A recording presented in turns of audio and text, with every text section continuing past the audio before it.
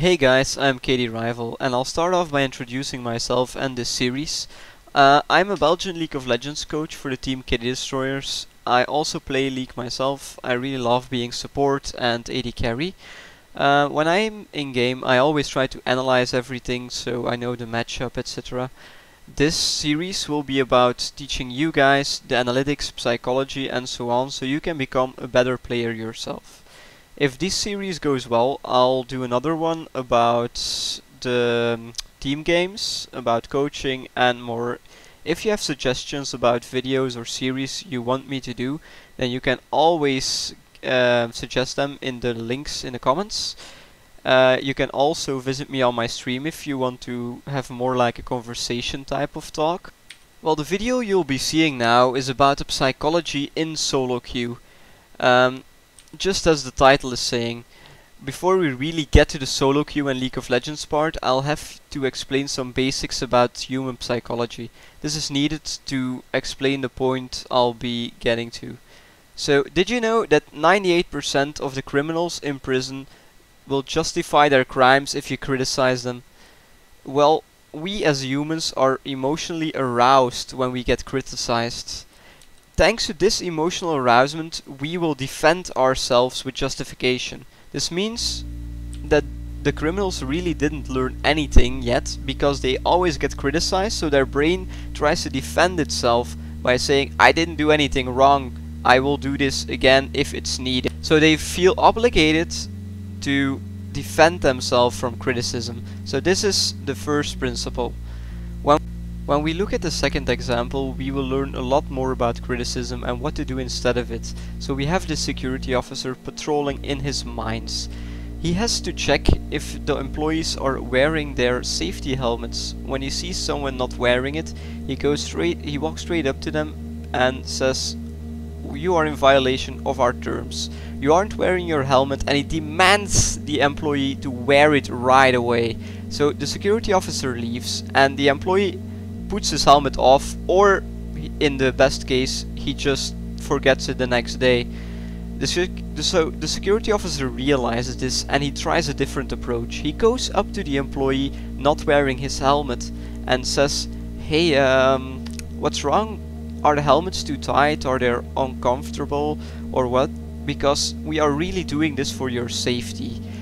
This approach will give a 90% chance of the employee to wear it again next time, or when he sees the security officer to put his helmet on for the rest of the day, because he knows that this is good for him. So now to get to the point of solo queue. When we see a player performing bad, then we can't criticize them because they'll justify themselves and their brain will tell them to, well, you're doing it right, dude, keep on doing this, don't change your style. Well, for example, you have a Graves in your team and he is constantly walking on the front line, so he's too far, he gets caught, and that's bad. So you see this happening, you're the support for example, and you see this happening and you say, hey Graves man, please can you walk to the backline, it's hard for me to peel for you or defend you when you're walking that far, it's maybe my fault because I'm not walking far enough. You just say that and he will come to you and you just say, thank you Graves for coming back to me. The thank you is a sign of appreciation. What we mostly forget as human beings, appreciation is a human need, just like sleeping, eating, drinking. Did you know that almost all marriages that fail is due to lack of appreciation for each other? Here's an example of solo queue with appreciation or not.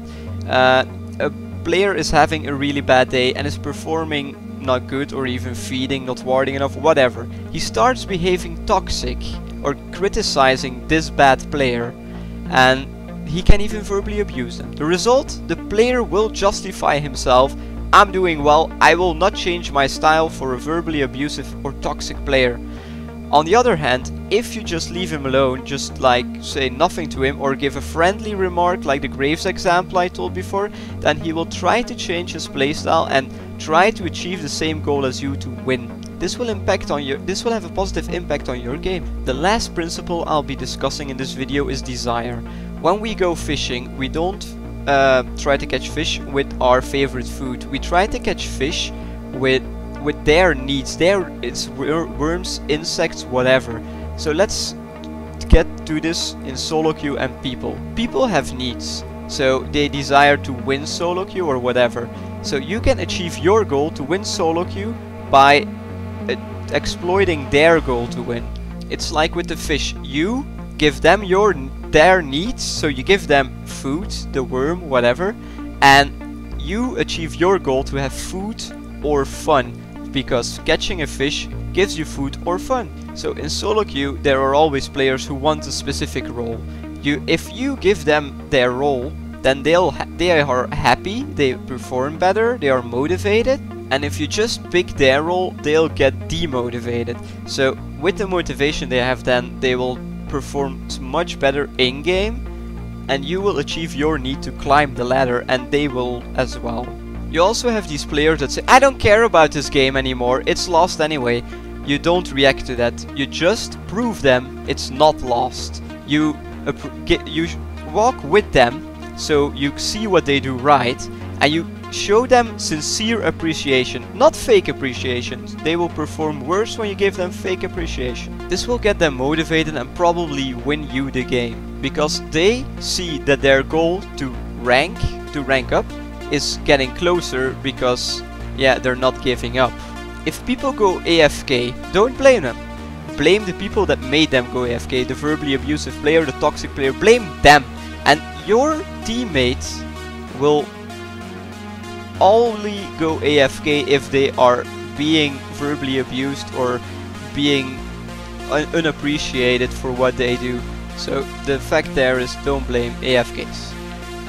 When you see people disconnect, don't try and talk. Just shut up and show your team that you are motivated to win this game, because you can win a 4v5 or a 3v5 even if you just play. I will do a video about winning 3v5 or 4v5 later in this series. Here are some side tips for solo queue. If you are really toxic and you really can't help it, then you just have to wait till you are dead. Have some 10 seconds death timer, you alt top, you start typing in your notepad all the toxicity, and you just Ctrl A, you delete it all, and you will feel relieved. To avoid tilting, I advise you guys to be happy when you play really well, and to be sad when you don't play well. Even if you lose, but you played well, just do it again, just requeue. If you are sad because you played well but lost, then you have to play another game for an hour or so and then requeue. And the last tip of this day is that the mute button is a god. So I hope you've learned something about this solo queue, and this is my first video, so I'll appreciate if you have comments or whatever. If you want to stay updated on the series, please click the subscribe button. It will do me big pleasure to continue this series. Thank you for watching, and I hope you have a magnificent day and learn a lot.